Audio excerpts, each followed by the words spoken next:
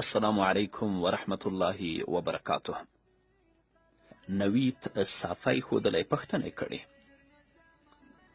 چې عیسوي نجلۍ سره یا یهودي نجلۍ سره نکاح روا ده که نه ده روا. الله رب العزت په خپل کلام کې په سورة بقره کې په 221 آیت کې فرمایي: ولا تنكحوا المشركات حتى يؤمن ولأمة مؤمنة خير من مشركة ولو أعجبتكم. الله رب العزت مسلمانانو ته وایي نکاح مه کوئ د مشرکو زنانو سره،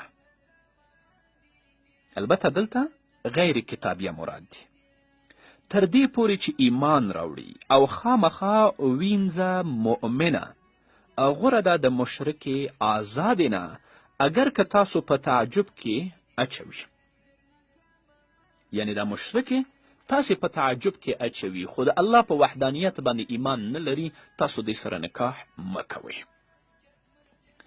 پاتې شوه دا مسئله چې د الله رب العزت په کلام کې اهل کتاب په دې عنوان کې داخل دي که نه دي داخل. په دې مسئله کې امام رازی رحمه الله په خپل تفسیر کې یعنی تفسیر کبیر کې پوره تفصیل کړی دی. حاصل دا دی چې په دې کې دوه اقوال دي. اول دا چې لفظ د مشرکات کتابیانو ته هم شامل دی، یعنی کتابی ته مشرک ویل کیږي. او ابو حیان لیکي صحیح دا ده چې کتابیانې په مشرکات کې داخلي دي ځکه چې دوی بندگی د غیر الله کوي، بندگی د عزیر علیه السلام کوي او بندگی د حضرت عیسی علیه السلام کوي، او الله رب العزت دوی ته نسبت د شرک په خپل کلام کې کړی دی. نو که موږ او تاسو د امام رازی رحمه الله قول ته وګورو چې هغه په تفسیر کبیر کې لیکلی دی یا د ابو حیان وینا ته وګورو، نو د دې دواړو مفسرینو د ویناګانو نه معلومیږي چې کتابیانې دا هم په مشرکاتو کې داخل دي، چې داخل شوي نو د دوی سره نکاح جایز نه ده. او دا قول د ډیرو مفسرینو هم دی. امام قرطبی رحمه الله هم دا قول د ابن عباس رضی الله تعالی عنهما نه، د امام مالک نه، د سفیان ثوری نه، د امام اوزاعی رحمهم الله نه نقل کړی دی.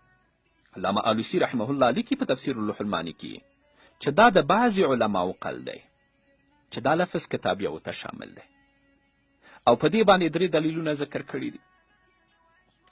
همدارنګه صاحب اللباب ابن عادل دمشقي ویلی دي چې لفظ د مشرک کتابی ته هم شامل دی، او په هغې باندې 15 دلایل ذکر کړي.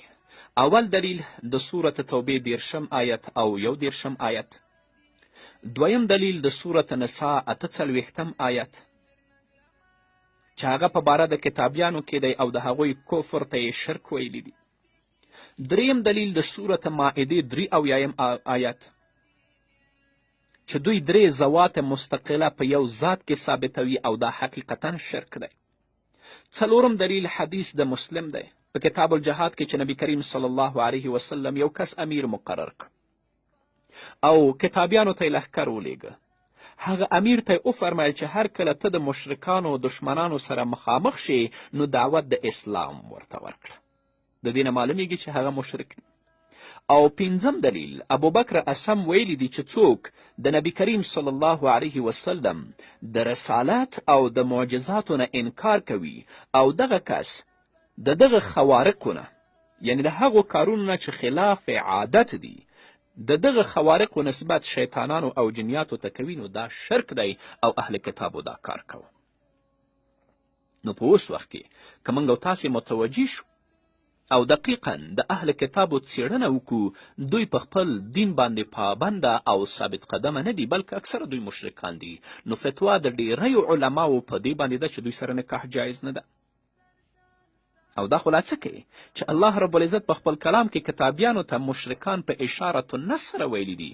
تاسو د سورة بقرې 115 آیت، د سورة آل عمران 68 آیت مطالعه کوي وګورئ. او د امیر المؤمنین سیدنا حضرت عمر فاروق رضی الله تعالی عنه نه په صحیح حدیث کې چې بخاري نقل کړی ثابت دی چې کله د خیبر نه کتابیان شړل نو ویلي و چې نبی کریم صلی الله علیه وسلم فرمایلی دی اخرجوا المشرکین من جزیرة العرب. او بل حدیث د مشکات المصابیح دی چې د هفتې او د یک شنبې په ورځ روژه مه نیسئ ځکه چې د ایامو عید چې دا ایامو عید للمشرکین چې دا ورځې د اختر د مشرکانو دي او مراد ترېنه یهودو نصارا دي. او بل دلیل دا دی چې په دې آیت کې په دویمه جمله کې چې الله رب العزت وایي چې ولا تنکحوا المشرکین حتی یؤمنوا، نو په دې کې بل اتفاق کتابي داخل دی ځکه چې کتابي مشرک د حرمت د نکاح دپاره بل دلیل نشته دی. نو چې په دې جمله کې چې ولا تنکحوا المشرکین حتی یؤمنوا کتابي مشرک داخل دی نو هلته په مشرکات کې کتابیه مشرکه هم داخله ده. هو په جواز د نکاح د کتابیاتو سره شرط دا دی چې هغه اهل حرب به نه وي، همدارنګه په خپله عقیده د کتابیت باندې به قائمه وي، هغه به غیر الله د الله سره شریک نه ګڼي، د بعث بعد الموت نه به انکار نه کوي. خو د دې زمانې په یهودو او نصاراو کې داسې صفات والا ډیر کم دي نشته. نو چې نشته عام اهل کتاب چې نن موږ وینو مشرک دي نو د مشرک سره خو اصلا نکاح نه کیږي ځکه چې په نکاح کې اسلام د زوجین شرط دی.